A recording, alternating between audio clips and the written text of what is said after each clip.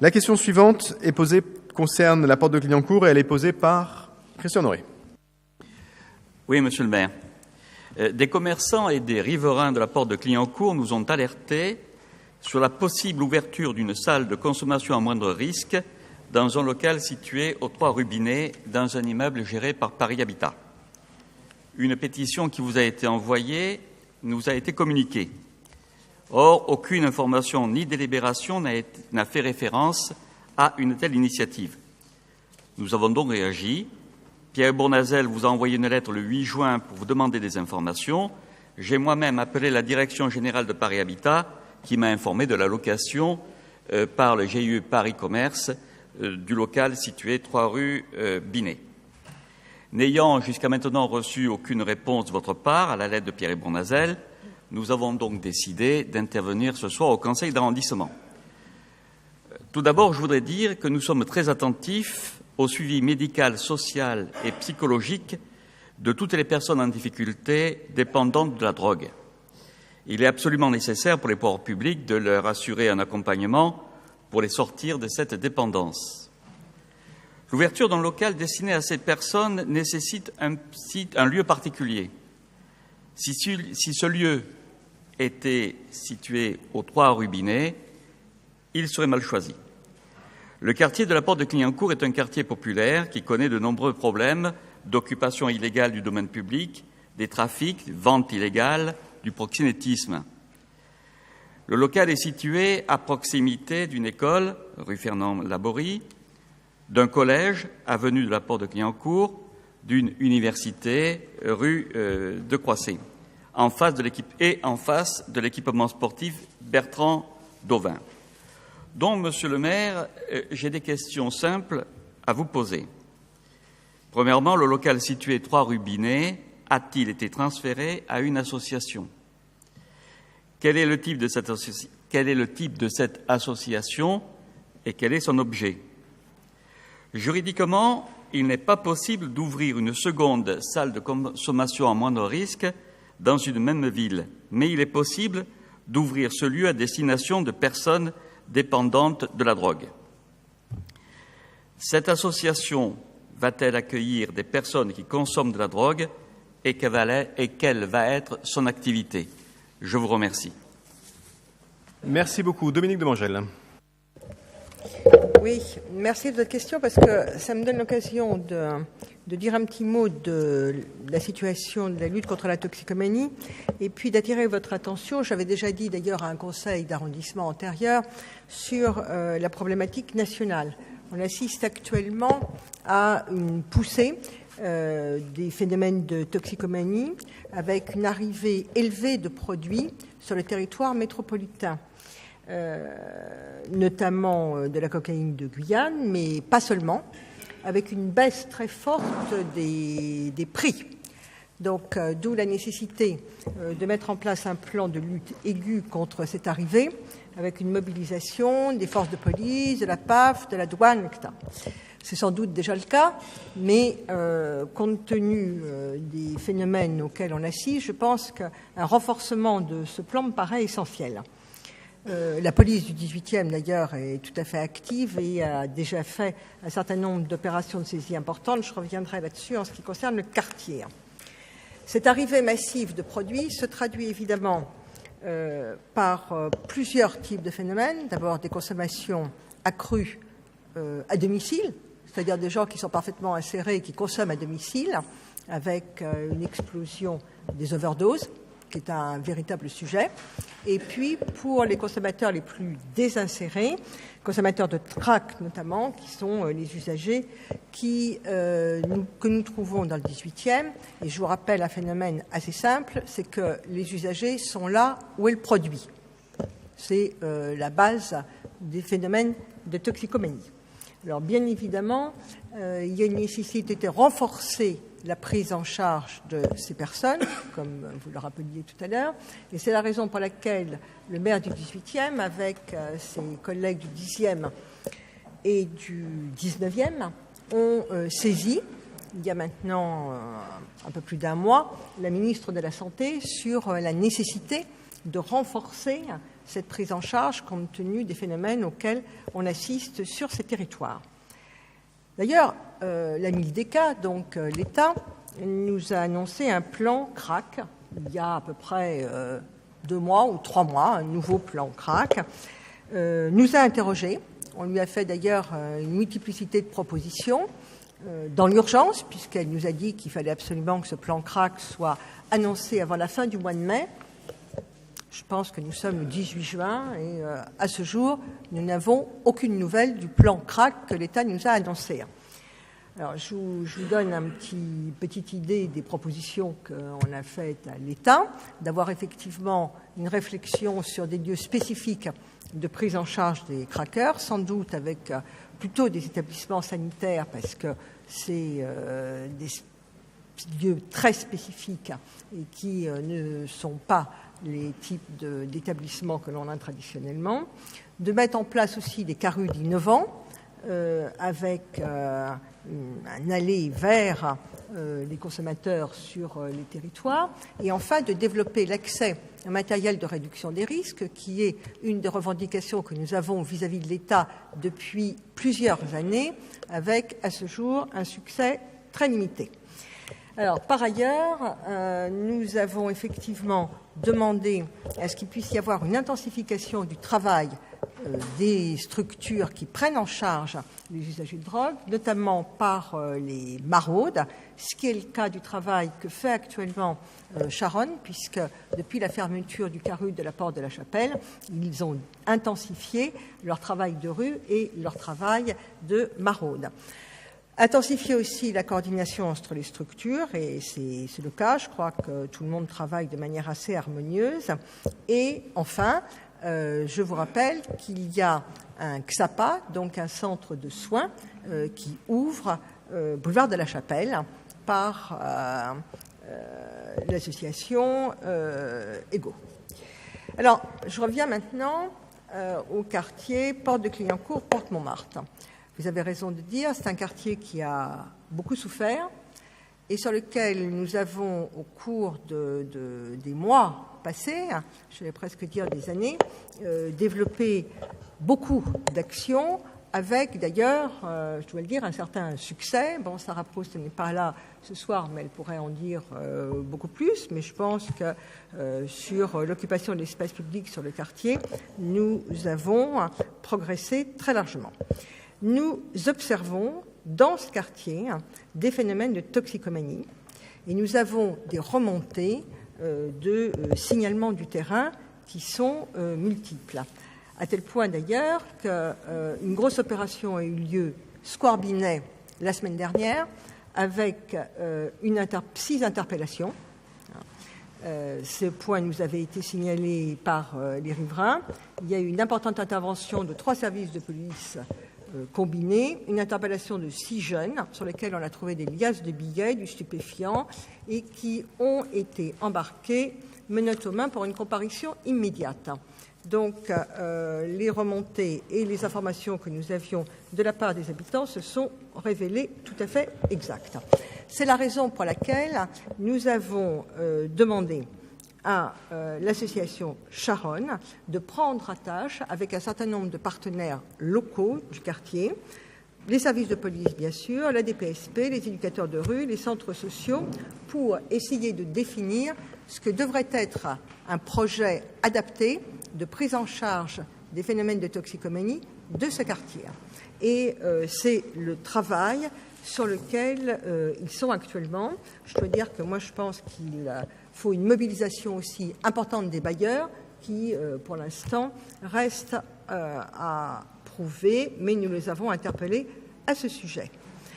Alors, les objectifs, c'est la prise en charge effectivement des usagers, ceux du Square Binet, mais aussi ceux du Square Marcel Samba, ceux qui sont sur le Mail et ceux qui sont sur la Porte de Clignancourt elle-même, et de l'autre côté, puisqu'il y a des phénomènes de deal, du côté Croisset. Voilà.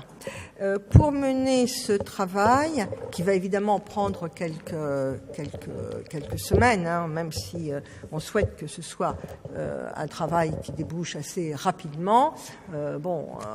Pour l'instant, l'association n'a pas de local, mais je pense qu'il faudra qu'elle ait une petite permanence sur le quartier pour pouvoir mener à bien cette étude. Et nous avons effectivement essayé de repérer un local dans le quartier où elle pourrait s'installer une fois le projet défini.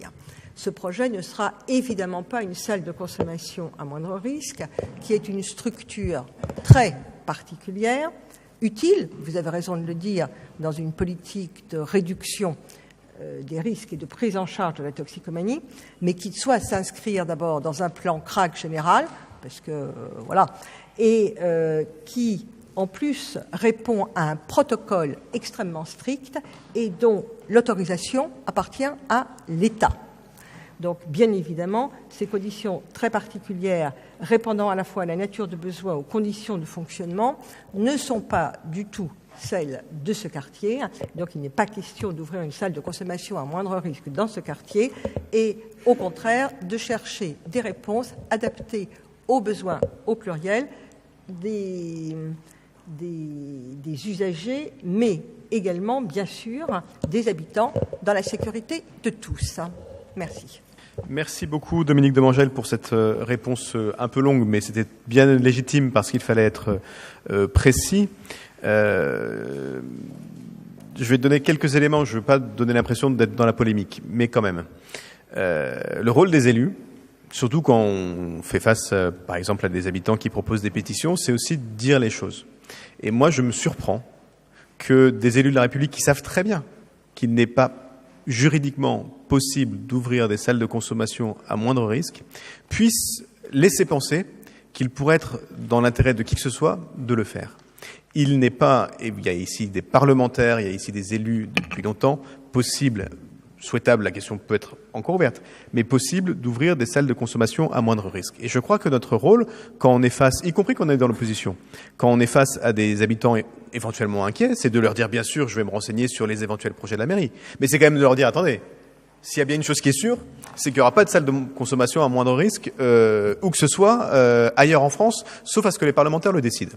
Parce que c'est aussi une façon de jouer son rôle dans le cadre de l'intérêt général, et ne pas répandre des bruits, des fake news, ça a du sens. Mais par contre, bien sûr, et moi j'ai vu des habitants du coup, puisque comme tout ça est monté, il était prévu des réunions en fin de mois une fois que des projets éventuellement existeraient. J'ai vu en urgence plus rapidement que ça un certain nombre d'acteurs locaux pour leur dire, mais attendez, soyez au moins rassurés sur le fait que la loi, même si nous le souhaitions, la loi nous interdirait de créer des salles de consommation à moindre risque, et sur le fait que notre objectif n'est pas de créer des problèmes là où il n'en aurait pas. Mais par contre, comme le disait Dominique Demangel, les habitants nous ont signalé depuis de nombreux mois leur difficulté à accéder à un certain nombre d'équipements. C'est vrai du square René Binet. C'est vrai de un certain nombre de lieux publics dans lesquels ils nous disent de plus en plus, on voit par exemple le mercredi, par exemple le week-end, de très nombreux usagers de drogue. C'est vrai sur les trajets des écoles, où on l'a constaté nous-mêmes, que autour de l'école Françoise d'Orléac, autour de l'école Fernand Larbory, il y a quand même une présence plus importante d'usagers de drogue qu'avant. Le deal, il existait. Et la consommation de cannabis sans doute aussi. L'arrivée du crack dans ce quartier, ça doit nous interpeller. Et comme ça doit nous interpeller, nous sommes interpellés. Et nous avons fait ce que nous faisons toujours quand nous faisons face à une question, un problème, c'est que nous y avons travaillé. Nous, on n'est pas du genre dans cette équipe à laisser les problèmes s'enquister sans rien faire. Et donc oui, et je l'ai dit aux habitants, nous avons demandé à Sharon, qui est un acteur qu'ici tout le monde connaît, de très grande qualité, d'aller apporter son expertise et de nous éclairer non sellement sur ce qu'il existe, mais surtout ce qu'il faut faire pour répondre à cette problématique. Et le cas échéant, après ce travail d'études, après ce travail d'aller vers, s'il était souhaitable, j'en sais rien, s'il était souhaitable que tel ou tel type d'équipement puisse exister sur ce quartier, bien sûr que nous prendrions nos responsabilités pour le rendre possible, mais avec quel objectif ? Celui de régler le problème auquel aujourd'hui font face les habitants. Pas celui d'importer un problème, pas celui de créer un problème, mais celui de contribuer à régler un problème. Et comment on contribue à régler le problème de la présence d'usagers de drogue sur l'espace public? Il y a 3 choses à faire. La première relève essentiellement du travail de la police. Dominique de Mangel en a parlé, la lutte contre les réseaux, la lutte contre le deal, bref. Et puis la sécurisation physique des lieux par une présence policière. C'est ce que nous demandons au préfet de police et ce travail qui est fait. Le deuxième élément de moyen ou long terme, c'est de continuer l'aménagement urbain. C'est ce que nous faisons sur la porte de la Chapelle, c'est ce que nous faisons sur la porte de Clignancourt, c'est ce que nous faisons sur la porte Montmartre et sur la porte de Saint-Ouen, et faire en sorte que l'espace public, la diversité des usages puisse améliorer la qualité de vie dans le quartier. Et puis la troisième chose à faire, c'est évidemment s'occuper des publics toxicomanes, des publics usagers de drogue, et c'est ce que nous faisons partout où ils sont, beaucoup dans le 18e, rue Saint-Luc, enfin bon, partout, pour faire en sorte que les problèmes soient réglés. Mais notre objectif, c'est bien de régler des problèmes, c'est pas de les créer. Et je pense que là-dessus, nous pouvons nous rassembler. Voilà pour la réponse à cette question. La question suivante. Pardon. Oui, excusez-moi. Christian Honoré. Monsieur le maire, est-ce que vous me permettez de céder mon droit de réponse à Pierre Bournazel, puisque... Du moment que ça ne dure pas trop longtemps. Merci, monsieur le maire. Je crois que Christian Honoré a eu raison de vouloir aller jusqu'au bout du dépôt de cette question. D'abord parce qu'il y a eu une pétition. Il y a eu des appels à la direction de Paris Habitat qui a confirmé la validité de cette pétition. Il faudra peut-être, là aussi, regarder la manière dont les choses se passent entre les bailleurs sociaux, les riverains et la gestion de la ville de Paris et de la mairie du 18e. Très étonné, effectivement, nous aurions pu nous dire que peut-être que la salle du 10e arrondissement serait, pour une raison X ou Y, d'abord déplacée dans le 18e. Ça pouvait être une question. Si on ne l'aborde pas au Conseil de ce soir, personne n'en sait rien. Et les fameux fake news que vous évoquez peuvent se développer. Ici, nous sommes des élus de la République, dans la diversité de nos opinions. Il est normal qu'un sujet aussi important, alors que beaucoup d'habitants appellent, alors qu'il y a une pétition et alors que c'est confirmé par personnel de la direction de Paris Habitat, il est normal que le sujet soit abordé en Conseil du 18e. Donc, vous nous dites très clairement qu'il n'y aura pas de déplacement de la salle du 10e dans le 18e, qu'il n'y aura donc pas de salle de consommation. Ça, c'est clair, c'est net et c'est précis. Deuxièmement, vous évoquez une association Charonne. Moi, je voudrais vous dire une chose assez simple. Je crois que dans ce quartier, il serait bon, peut-être, de demander, avant d'entamer des discussions pour la venue de telles associations sur de tels objets dans ce quartier, il serait peut-être bon de leur demander ce qu'ils veulent pour leur quartier. Parce que, légitimement, les habitants sont excédés de la concentration des difficultés toujours aux mêmes endroits. J'étais encore, probablement, vous aussi, porte de Montmartre et porte de Clignancourt ce week-end. Ce n'est pas une question de gauche ou de droite. Ce n'est pas une question d'orientation politique. Toutes celles et tous ceux que j'ai rencontrés sont exaspérés de la situation, exaspérés du proxénétisme, exaspérés des exactions dans le quartier, exaspérés de l'occupation illégale du domaine public, et même si, avec les interventions des uns et des autres, on a pu améliorer un certain nombre de choses. Malheureusement, ils disent quoi? Ils disent, si vous pouviez nous amener un projet dans ce quartier, au moment où il y a un local qui se libère, qui nous permette de mettre en avant quelque chose de positif, faire venir du commerce, faire venir une association à vocation culturelle. Je reprends les mots, le verbatim, tirez-nous vers le haut. Et je crois que l'on peut vouloir s'occuper à la fois de ces personnes en grave difficulté, on l'a dit tout à l'heure avec Christian Honoré, qui sont en situation de précarité, en situation de dépendance, mais pourquoi serait-ce la porte de Clignancourt qui devrait une nouvelle fois accueillir une association de ce type à cet endroit-là? Je pose vraiment la question et je pense qu'une bonne méthode de travail consisterait à entamer des discussions avec les habitants, de voir quel projet ils voudraient voir dans leur quartier porte de Clignancourt et co-construire avec eux peut-être une décision qui permettrait d'apaiser et de tirer vers le haut le quartier. Et dernière question que je vous pose, quel est l'avis des habitants? Est-ce que vous les avez organiser une réunion publique sur le sujet. Quel est l'avis de la préfecture de police sur ce sujet? Est-ce que vous l'avez? Et l'avis du bailleur? Bien. Normalement, je ne réponds pas aux réponses, mais je vais quand même le faire parce que parfois j'ai l'impression qu'on ne vit pas exactement dans le même monde. On parle de la porte de Clignancourt. Qui est-ce qui a permis l'installation de la recyclerie à la porte de Clignancourt? Qui est-ce qui a entamé la rénovation de l'île aux Croisset? Qui est-ce qui a lancé les travaux du collège Maurice Utrillo? Qui est-ce qui a fait insérer dans l'appel à projet Réinventons la métropole l'ancien plateau des Puces? Qui est-ce qui a permis, pas financièrement, mais qui est-ce qui a permis que nous avancions sur la rénovation totale de Paris 4, qui a fait de Paris 4 un lieu accessible aux habitants? Et puis qui est-ce qui a permis que s'installe à la Porte Montmartre une bibliothèque, un centre d'animation, la Maison Bleue, un hôtel d'entreprise, un hôtel de tourisme? Qui est-ce qui a lancé la rénovation de ces portes? Qui est-ce qui a refait entièrement les écoles Françoise d'Orléac? Qui est-ce qui travaille sur la rénovation totale du square René Binet? Qui est-ce qui travaille sur la rue Gérard de Nerval? Qui est-ce qui a fait venir le tram à l'époque sans financement aucun de l'État jusque dans ce quartier et qui permettra dans quelques mois aux habitants, notamment de la porte de Clignancourt, de retrouver un espace beaucoup plus beau, beaucoup plus serein et beaucoup plus traversant? Donc là, le beau pour la porte de Clignancourt et pour la porte Montmartre, l'activité économique pour la porte de Clignancourt et pour la porte de Montmartre, la vie associative, porte de Clignancourt. Qui est-ce qui a installé, je voyais la compagnie Résonance? Il n'y avait rien dans ce quartier. Rappelez-vous, il y a 10 ans ou il y a 15 ans, des acteurs de la vie sociale, des acteurs de la vie culturelle, l'importance de la politique de la ville dans ce quartier. Et donc, laisser des gens croire que le festival Jazz Musette au Puce ce week-end pour de l'événementiel. Heureusement que le maire de Saint-Ouen, malheureusement que le maire de Saint-Ouen ne continue pas à nous accompagner, et heureusement que nous avons trouvé les solutions pour continuer à faire venir la culture, et notamment la culture du jazz à la porte de Clignancourt et à la porte de Montmartre.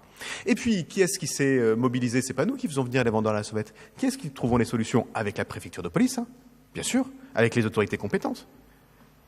Et la réalité d'aujourd'hui, c'est que sur ce territoire où nous avons beaucoup fait et où personne ne peut laisser penser que nous n'ayons pas fait, nous allons avoir à la porte de Clignancourt, grâce à nous, chère Karine Roland, une des plus belles œuvres d'art qui accompagnera le tramway. C'est le cœur de Clignancourt, c'est le cœur de Paris d'ailleurs, je vais s'appeler, de Vasconcelos. Qui est-ce qui imaginait il y a encore 10 ans qu'une des plus grandes artistes internationales contemporaines allait accepter d'installer une de ses œuvres porte de Clignancourt? Qui l'aurait cru? Personne. Et aujourd'hui, c'est possible. Et ce sera fait là, maintenant, pas dans 10 ans. Et ça, c'est nous qui l'avons fait aussi. Parce que nous avons décidé, depuis un certain temps, d'investir dans les quartiers des portes et d'investir dans les quartiers populaires. Et de le faire en faisant des logements dignes. Regardez les Hauts-Croisset. Regardez à l'avenue de la Porte de Montmartre. C'est des beaux logements. On a fait des choses bien. On n'a pas fait des vieilles cités. On a détruit d'ailleurs des tours à ces endroits pour permettre la rénovation urbaine et pour permettre le logement digne. Et on y a eu droit. Et heureusement qu'on l'a fait. Et heureusement qu'on s'est tous investis. Et donc, bien sûr, dans ce quartier se posent encore beaucoup de difficultés, et notamment celle du deal, et notamment celle des usagers de drogue. C'est pas moi, c'est pas la mairie qui a souhaité que des usagers de crack s'installent dans le square René Binet, ou à la porte de Clignancourt. C'est pas de ma faute, et c'est pas moi qui ai voulu qu'il y ait dans l'ensemble du chemin qui va vers les Puces des vendeurs à la sauvette ou des vendeurs de contrefaçon. Qui est-ce qui se mobilise pour lutter contre la contrefaçon? Qui est-ce qui allait voir les associations, l'UNIFAP, toutes les associations de lutte contre la contrefaçon? Qui est-ce qui a permis qu'il y ait un vrai travail entre la police et y compris des structures privées, des grandes marques pour lutter contre ce phénomène? C'est nous, c'est moi qui ai fait ce travail. Est-ce que ça a permis de pacifier tout à la porte de Clignancourt? Évidemment non. Sinon, on n'en parlerait pas. Est-ce que ça a permis de tout pacifier à la porte Montmartre? Évidemment non. Enfin, la porte Montmartre, aujourd'hui, c'est mieux qu'il y a 10 ans. Et d'ailleurs, les habitants le disent. Et même sur les histoires de vente à la sauvette. Oui, c'est pénible d'avoir la vente à la sauvette toute la nuit. Enfin, c'était horrible d'avoir la vente à la sauvette toute la journée, 4 jours par semaine. Et donc, oui, nous assumons de faire tout ça. Mais la réalité, quelle est-elle aussi? C'est que quand il y a un problème dans un quartier, on ne le déplace pas, on le règle. Et on ne réglera pas le problème des usagers de drogue à la porte de Clignancourt, à la porte Montmartre, à la porte de Saint-Ouen, à la porte des Poissonniers, si on ne s'en occupe pas. C'est une évidence que vivent aujourd'hui, par exemple, les habitants de la porte de la Chapelle. Il faut s'occuper des choses. Alors le CARUD n'existe plus à cet endroit-là. Il est regretté. Moi aussi, je le regrette. J'assume totalement d'avoir préféré que commencent les travaux de Paris 1 que d'avoir laissé le CARUD. Mais ce sont des équipements qui manquent. Mais ils ne manquent pas pour attirer des problèmes. Ils manquent pour régler des problèmes. Et nous, notre seul enjeu, c'est ça.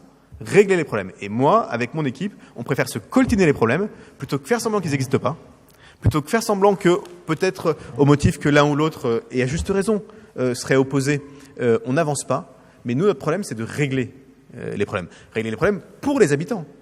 Moi, régler les problèmes pour les usagers de drogue, c'est important, très important.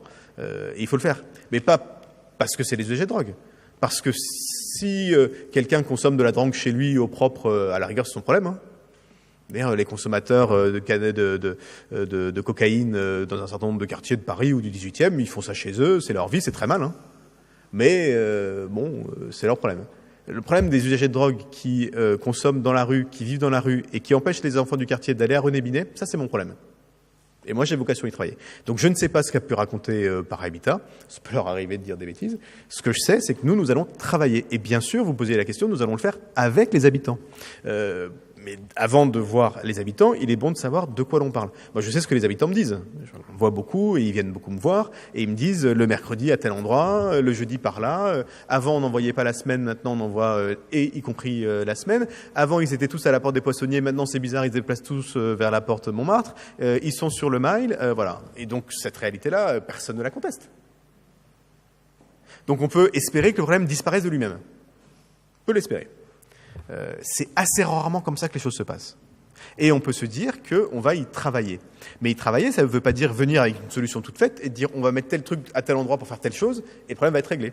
Le problème de travailler, alors c'est vrai que c'est pénible, ça prend du temps, que tout ça est très long, c'est de regarder les opportunités, de faire travailler les spécialistes, de faire en sorte que ces spécialistes aillent voir les habitants, les directeurs d'école, tout ça, peut-être interviennent différemment et puis reviennent vers nous en disant voilà, nous on pense que le bon outil, l'outil utile, ça peut être ça à tel endroit ou à tel autre endroit.